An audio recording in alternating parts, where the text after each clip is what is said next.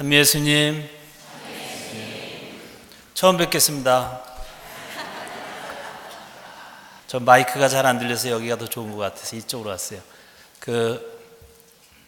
처음 뵙겠습니다 하는 인사는 지난번에 얘기를 한 것 같은데, 이번에 이제 한국에 교황님이 오시는데 1984년에도 여의도 광장에 교황님이 오셨습니다. 그때 슬로건이 이 땅의 빛을이었습니다. 그런데 시각장애인들은 빛을 못 보기 때문에 그 앞을 못 보는 시각장애인들을 빛을 보게 해주는 것이 교회의 사명이다. 그래서 안구 기증을 받아가지고 시각장애인들 200명한테 수술을 해줬어요. 개안 수술을. 근데 어떤 부부가 남편도 시각장애인, 부인도 시각장애인이었습니다. 이 부부가 천주교에서 하는 개안 수술을 받고 눈이 떠서 집에 돌아와 가지고 남편이 부인을 처음 보면서 한 인사가 처음 뵙겠습니다입니다. 부인도 남편을 처음 보는 거라 그렇게 인사했습니다. 네, 말씀은 많이 들었습니다. 처음 뵙겠습니다.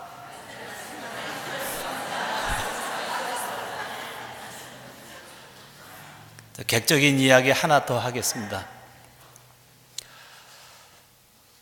어떤 목사님 아들이 학교에 갔는데 이제 신상 카드를 써내라고 했다고 그럽니다.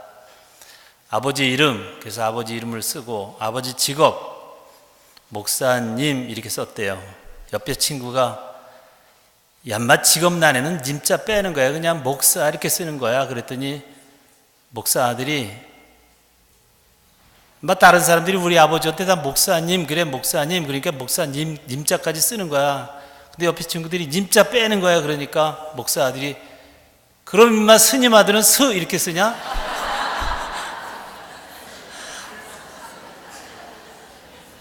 직업란에 스 이렇게. 오늘 이경환 신부님이 구역장님, 반장님들 야외 미사 때문에 저에게 미사를 부탁하셨습니다. 그래서 제가 영광스럽게도 이렇게 미사를 하게 돼서 감사를 드리고, 또 이 미사 동안에 오래간만에 뵙는 여러분들, 아프신 분들도 있고 또 상처를 받으신 분들도 있고, 그런 분들이 이 미사 동안 치유받도록 마음속으로 기도하면서 미사를 드리도록 하겠습니다.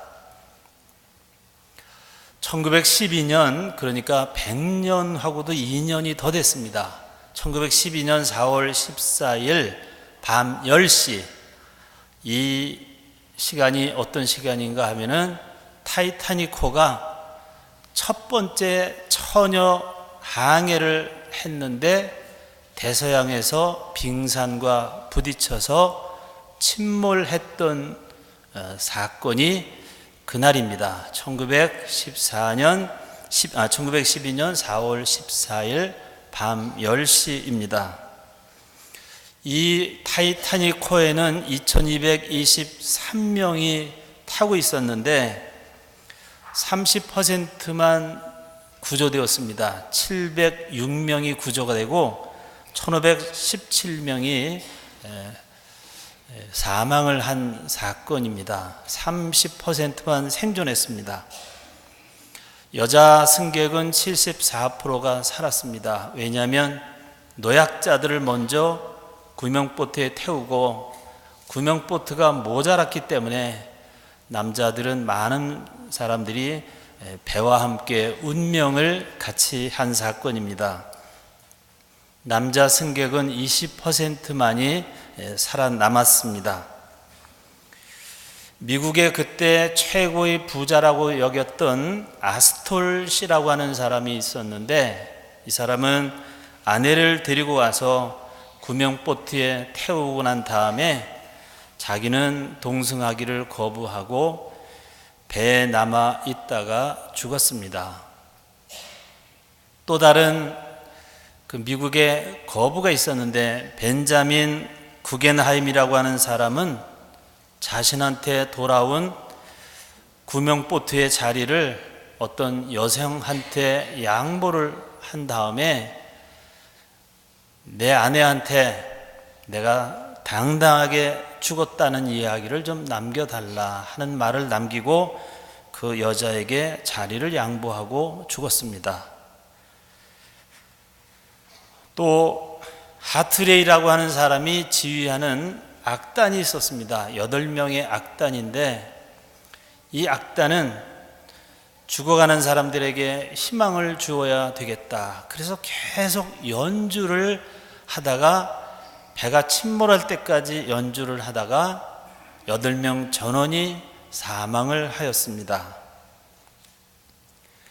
이 악단의 마지막 곡목이 나는 하느님께 가나이다 하는 성가를 마지막 곡으로 하고 배와 함께 운명을 같이 했습니다. 이 배에서 살아난 생존자가 하나 있는데 물론 많은 생존자 중에서 이 배의 주인이었던 그 이스메이라고 하는 회장이 유일하게 높은 사람 중에서 살아났습니다. 선장도 죽고 승무원도 다 죽었는데 이 회장만 살아났어요. 이 사람은 타이타닉호를 만들고 난 다음에 자랑하려고 배에 속력을 내라 선장한테 계속 다그쳤기 때문에 배가 침몰하게 되는 원인을 제공했던 사람입니다. 근데 이 사람은 구출됐어요. 이 사람이 살아남아서 나중에 인터뷰를 했습니다. 내가 뒤를 돌아보니까 아무도 없어서 자기가 마지막으로 구명보트에 탔다. 그렇지만 아무도 이 사람의 말을 귀담아 듣지 않았습니다. 거짓말했다라고 생각했습니다. 영국과 미국의 언론들은 이 이스메이 회장을 향해서 타이타닉호의 비겁자다 이렇게 이름을 붙였습니다. 결국은 아무도 상대를 해주지 않았기 때문에 외롭게 아일랜드에서 은둔 생활을 하다시피 살다가 1937년에 74세로 세상을 떠나게 되었습니다. 이 타이타닉호에 탔던 어떤 귀 부인이 구명보트에 이제 올라타는 행운을 얻었습니다. 이 부인 한 사람이 그 구명보트의 책임자한테 요청을 했습니다. 내가 선실에 뭘 하나 떨어뜨려 놓고 왔는데 가지러 가게 해달라. 이 사람은 배가 이미 타이타닉호가 45도로 기울었는데 가면 안 된다. 위험하다. 빨리 갔다 오겠다. 그래서 허락을 받고 자기 선실로 향했습니다. 복도에는 사람들이 빠져나오느라고 아수랑이 된 그런 상태에서 귀금속이라든지 폐물 이런 것들이 복도에 즐비해 있었습니다. 그런 것 다 거들떠보지도 않고 이 부인은 자기가 묵었던 선실에 들어가서 귤 3개를 꺼내왔습니다. 구명보트에 올라타서 언제 구조선이 올지도 모르는 그 상황에서 지금 가장 중요한 것이 무엇이냐? 어쩌면 배가 고프고 힘이 소진했을 때 나에게 생명을 연장시켜 줄 것은 먹다 남은 귤 3개일지도 모른다. 이런 상황에서 구명보트에 배가 쫄쫄이 굶어 있는 상태에서 구조선이 오지도 않았을 때 금폐물, 귀금속 이런 것은 하나의 돌덩어리에 불과할 것입니다. 그래서 이 부인은 귤 3개를 가지고 나왔습니다. 이 세상에서 보통 느끼는 가치와 하느님 안에서 느끼는 가치는 사뭇 다른 것입니다. 보통 때는 이 귤 3개는 거들떠보지도 않는 거지만 구명보트에 탄 이 사람들에게는 어떤 다이아몬드 반지보다도 더 소중한 가치를 갖는 것입니다. 가치라는 것은 상황에 따라서 다릅니다. 신앙이 주는 평화와 기쁨이 보통 때는 별것 아닌 것처럼 느껴질지 모르지만 병석에 누워 있든지 또 수술을 앞두고 있는 환자한테 하느님 신앙은 이 세상 무엇과도 바꿀 수 없는 가치를 지니고 있는 것입니다. 한국에 여러분들이 잘 아시는 세월호 사건과 타이타닉호를 비교해 생각해 봅니다. 타이타닉호에서는 선장 승무원 전원이 죽었습니다. 8명의 악단은 그 상황 속에서도 성가를 연주하면서 죽어가는 영혼들에게 신앙의 힘을 심어 주었습니다. 하느님께서는 자기에게 돌아온 구명보트를 양보한 사람이나 죽어가는 영혼들에게 힘을 실어준 승무원 악단들에게 꼭 구원을 주실 겁니다. 혹시 이 사람들이 죄가 있어서 보석할 것이 남아있더라도 마지막 순간에 다른 사람을 위해서 자기 목숨을 바치는 살신 성인의 이 모습을 보고 하느님은 이 사람들이 죄를 지었어도 용서해 주실 겁니다. 세월호 선장과 승무원들의 모습을 이렇게 봅니다. 승객들을 대피시키면 자기들이 구조될지 못할지도 몰라서 자기들만 먼저 빠져나오려고 하는데 제복을 입으면 구조를 안 할까 봐 빤스만 입고 이렇게 나왔대. 이런 기사가 있었습니다.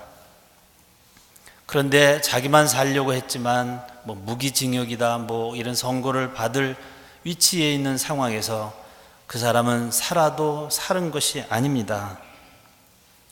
또 구원파의 총수인 유병현 회장, 이 사람은 돈벌이에 눈이 어두운 사람입니다. 문제는 그 사람의 뒷돈을 받아 쓴 정치인이 하나둘이 아니라는 겁니다. 요즘 세상에 왜 그를 잡지 못하겠어요? 얼마나 정보가 빠른데 유병헌 회장을 잡지 못하는 것이 아니라 안 잡는 겁니다.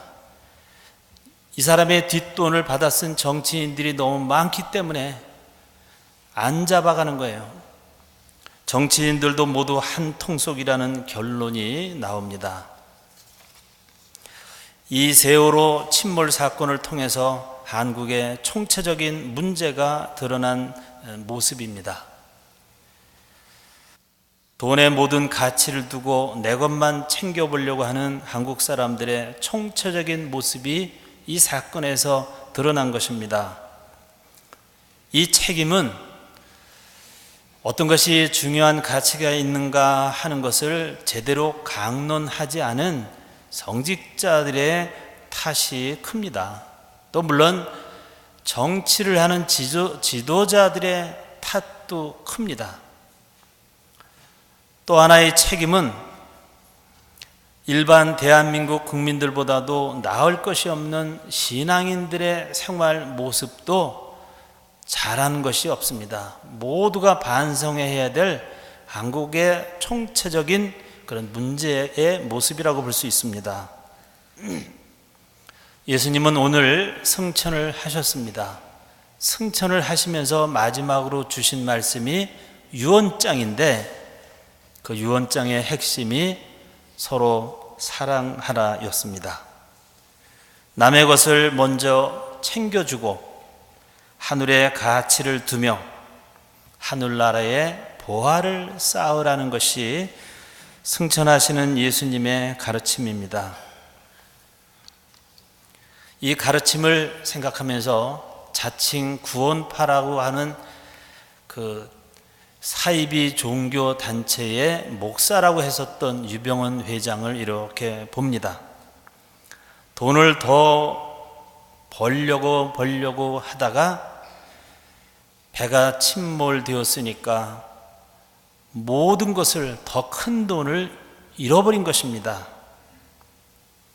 제가 인천에 살고 있기 때문에 제물포 고등학교 학생 100명이 같은 날 이 세월호를 타려고 신청을 했었는데 안산의 단원고 학생들이 250명이 타기 때문에 돈을 좀 더 벌려고 해서 제물포 고등학교는 제외시켜 버리고 단원고등학교 학생들을 태웠습니다. 그것도 돈을 많이 벌려고, 또 많은 짐을 선적을 해서 과적 상태에서 돈을 더 많이 벌려고 하다가 결국은 그 많은 것을 다 잃어버린 것입니다. 성경에 그런 말씀이 있습니다. 하늘은 돕는 사람을 돕는다. 내가 좋은 일을 해야 하느님의 도움을 받습니다. 사람이 또 욕심이 과하면 있는 것마저 빼앗길 것이다 하는 성경 말씀도 있습니다. 오늘 이 타이타닉호와 세월호를 이렇게 보면서 우리 신앙인들의 자세에 대해서 한번 생각해 보면 좋겠습니다. 한국 사람들은 남을 돕는데 좀 인색합니다. 왜냐하면 옛날부터 못 먹어서 가난하게 살았기 때문에 이제는 어느 정도 사는데도 습관이 안 든 거예요. 나중에 다시 가난하게 될까 봐서 자꾸 재물을 축적하는 거예요. 오히려 가난한 사람들이 재물에 대한 욕심은 더 크다고 합니다. 그래서 한국 사람들은 그 인사를 봐도 먹는 것 타령이 많아요. 아침 인사가 진지 잡수셨습니까? 못 먹었으니까. 그리고 뭐니 해도 먹는 죄는 없다. 이렇게 먹는 것 타령이 많아. 금강산도 식후경이다. 어린아이들 동요를 보면은 꿈과 낭만이 있어야 되는데 거기도 먹는 타령의 노래가 나와요. 토끼야 토끼야 산속의 토끼야 겨울이 되면 뭘 먹고 사느냐. 겨울이 되어도 걱정이 없단다. 엄마와 아빠가 여름 동안 모아놓은 맛있는 먹이가 얼마든지 있단다요. 그래서 너는 좋겠다. 우리는 맨날 굶는데. 아이들도 그런 동요를 배우면서 컸어요. 생일날이 돌아오면 밥을 고봉으로 퍼줬어요.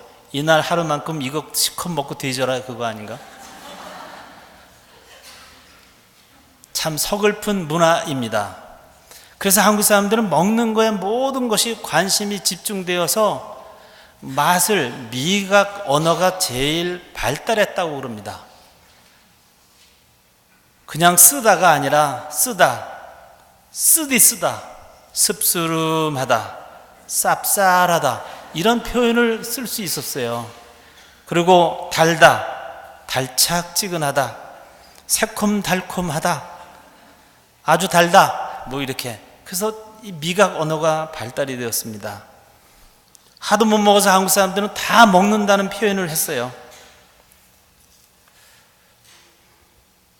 나이도 먹는다. 이게 먹을 거 없으니까 그거라도 먹는 거예요. 공금횡령도 먹는다. 먹을 것이 없으니까 더위도 먹는다. 나중에는 뭐까지 먹는 줄 아세요? 욕도 먹어. 다 먹는다는 표현을 한 것은 그만큼 가난하기 때문에. 그리고 사람을 평가하는데도 싱거운 놈, 짠 놈, 매운 놈 이렇게 맛으로 표현했어요. 이런 한국 사람들이 이제 어느 정도 잘 사니까 옛날처럼 못 살까 봐 자꾸 돈을 모으기 시작해서 남을 도우는데 인색해졌습니다. 한국에 옛날에는 천주교에 구호물자가 많이 왔다고 들었어요. 구호물자는 남녀 구별하지 않고 그냥 잡히는 대로 이렇게 줬습니다. 근데 어떤 할아버지가 성당에 겨울에 가려면 너무 귀가 시려운데 구호물자 중에서 귀마개가 하나 있더래요. 그래서 귀마개를 딱 하고 이렇게 아래 위로 이렇게 해서 성당에 왔는데 미국 신부님이 미사를 하다가 보니까 저 할아버지가 귀에 한 것이 귀마개가 아니라 여자들 가슴에 하는 건데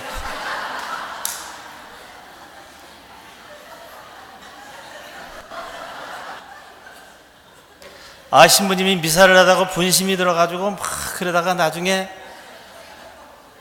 영성체를 해주는데 그 할아버지가 가까이 오는 거예요. 근데 당신도 모르게 그냥 그리스도의 몸 그러다가 그리스도의 몸 그러다가 브레저의 몸 그랬다는데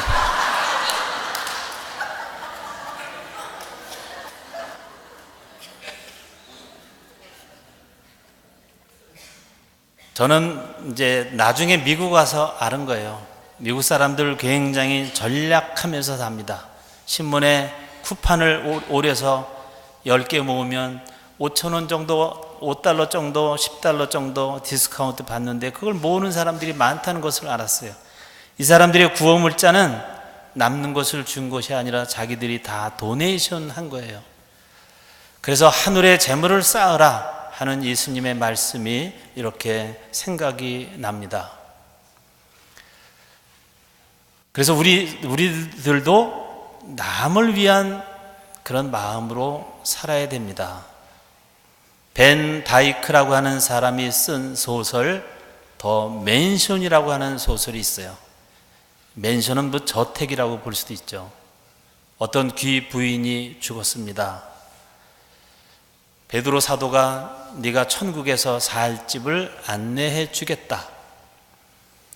그런데 좋은 집들, 훌륭한 거각들이 다 지나고 이 집이 내 집일까, 이 집이 내 집일까 그랬는데 다 지나고 난 다음에 맨 마지막에 오두막집을 하나 가리키면서 이것이 당신이 묵을 집입니다 그랬다는 거예요.